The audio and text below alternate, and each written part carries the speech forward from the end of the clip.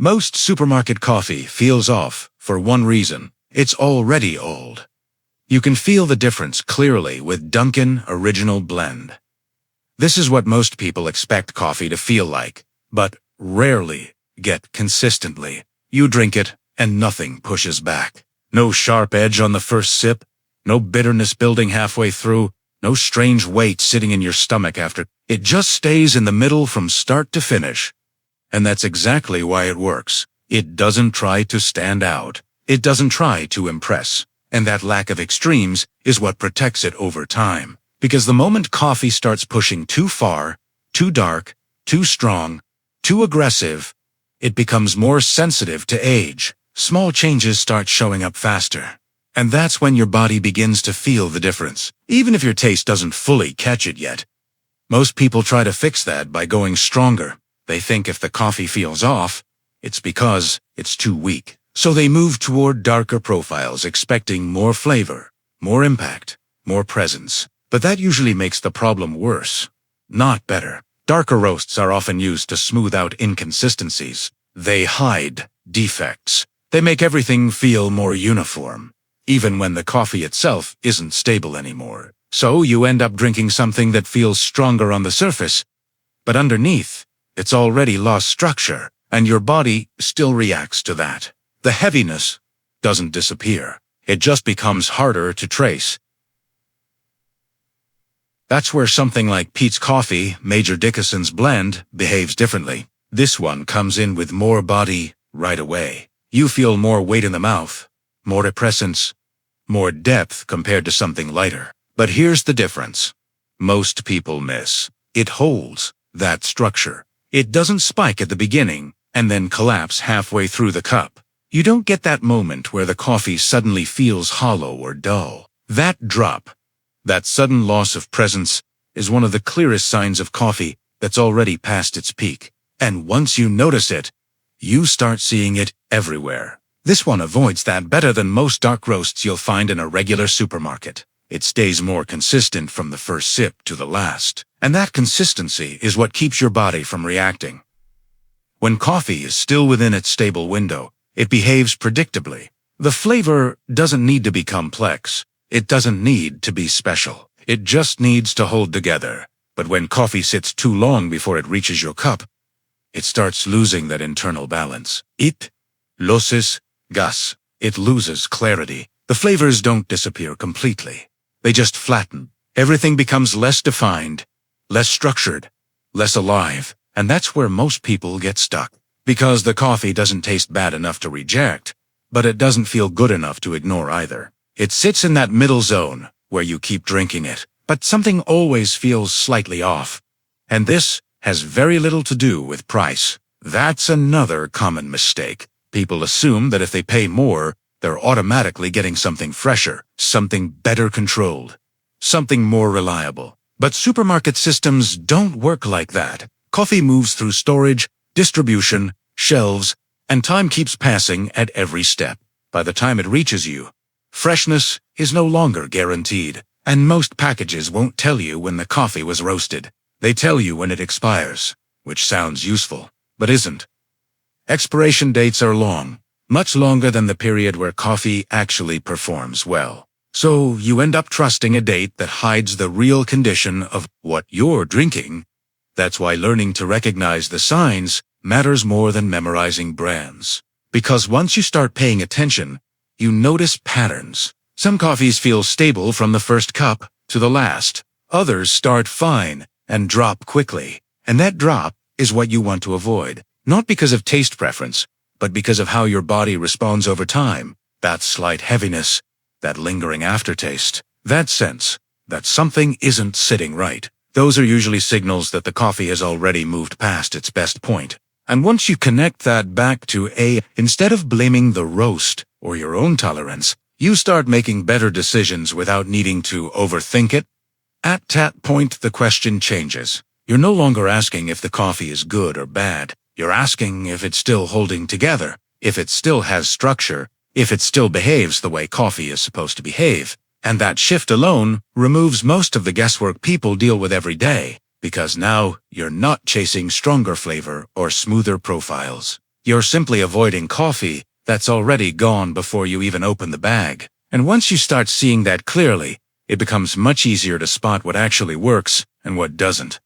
Once you start noticing that drop, you realize it doesn't happen randomly. Some coffees lose structure fast, others hold longer, even sitting on a shelf. And that difference is what separates something that feels fine from something that slowly starts bothering you. Without a clear reason, you don't need the coffee to be perfect. You just need it to stay stable long enough to get through the bag without that shift happening in the middle. That's where something like Lavazza Qualità Rossa starts to behave in a more controlled way. This is not a delicate coffee. It's not trying to be light or complex. It sits in a very practical range, slightly fuller than neutral, but not aggressive. When you drink it, it comes in smooth, holds its shape, and doesn't collapse halfway through. And that matters more than people think.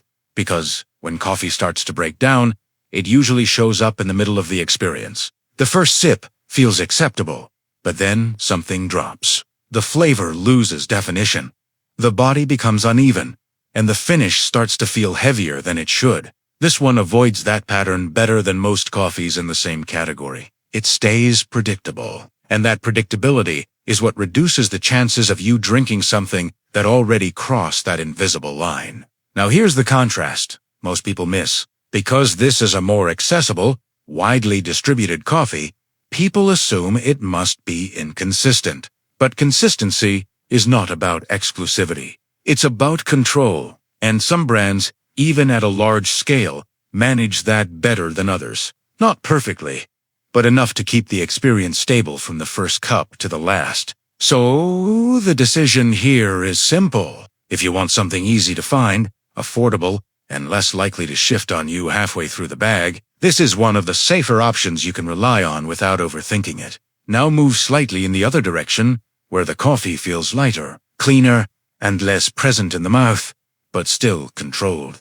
That's where Green Mountain Coffee Roasters Breakfast Blend starts to show a different type of stability. This one doesn't try to create weight. It doesn't try to impress with body. It comes in softer, more open, easier to process from the first sip. And for a lot of people, that alone already reduces that heavy feeling they associate with coffee. But here's the important part. Light doesn't automatically mean better. A lot of lighter coffees lose structure even faster if they're not handled well. They become thin, hollow, almost empty. And that emptiness is another version of the same problem. It's still a loss of structure, just in a different direction. This one avoids that by staying balanced. It doesn't go too far into that hollow zone. It keeps just enough presence to feel complete, while still remaining easy on the body. And that balance is what makes it reliable for daily use. You don't get that sudden shift after a few days. You don't feel like the coffee changed halfway through the bag. It behaves the same way from start to finish, and that consistency removes a lot of the guessing people deal with. Because once coffee starts changing on you, even slightly, your body picks up on it before your taste does. That's when you start feeling that subtle discomfort that doesn't make sense. At this point, the pattern becomes very clear. It's not about dark versus light. It's not about strong versus weak. It's about whether the coffee still holds together by the time you drink it. And that's something you won't see on the front of the package. You have to learn to read the experience itself. The way the coffee enters, the way it holds through the middle, and the way it finishes. Those 3 moments tell you more than any label ever will. Because when coffee is already past its peak, those 3 parts stop connecting. The entry feels disconnected from the middle. The middle drops. The finish lingers in a way that feels heavier than it should, and that's the signal most people ignore. Because it's not dramatic. It doesn't ruin the cup.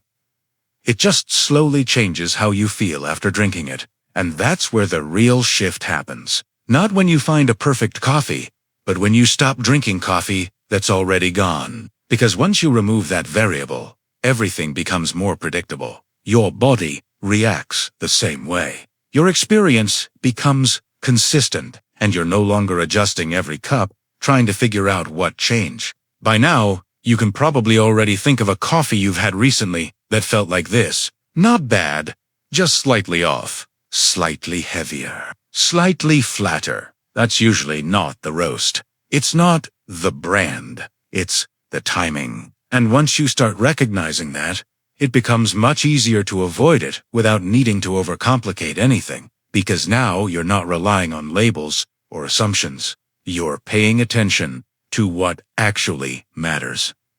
B.T.'s point. The pattern is already clear. Coffee doesn't suddenly become bad. It slowly loses structure.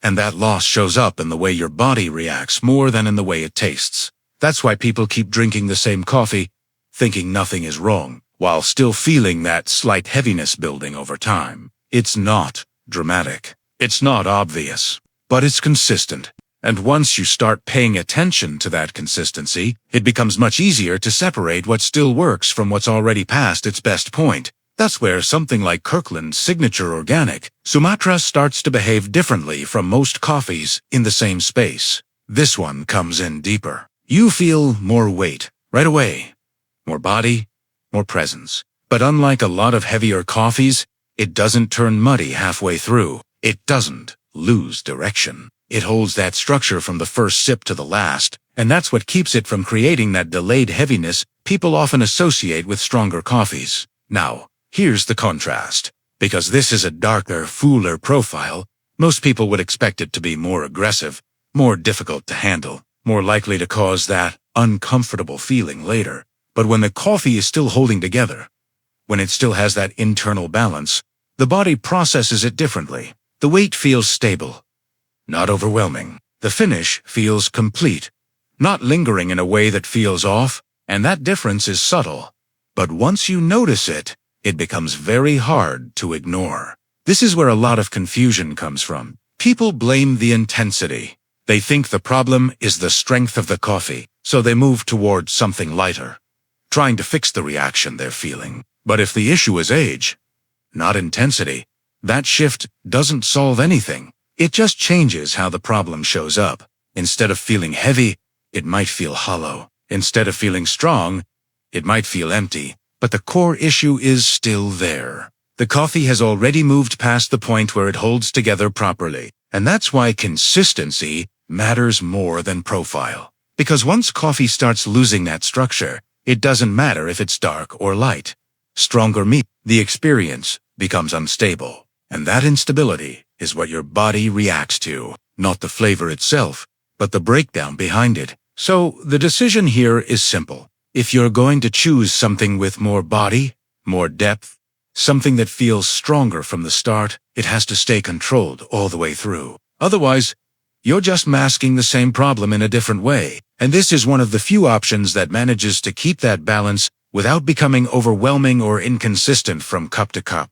At this point, everything comes back to one simple shift. You stop asking if the coffee is good. You stop asking if it's strong enough s'more to noog, or popular enough. And you start asking something much more useful. Is this coffee still holding together?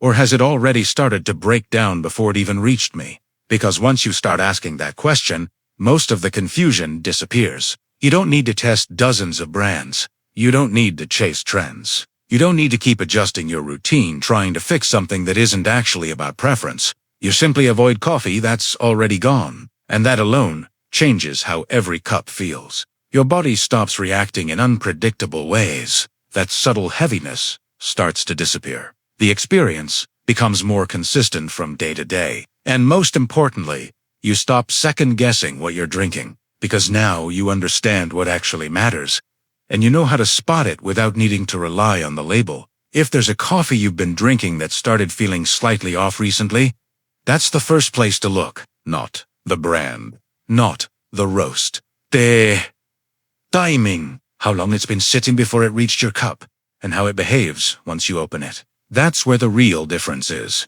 And once you see it clearly, you don't go back to guessing. If you want, tell me the coffee you're currently drinking, and I'll break down how it likely behaves based on this.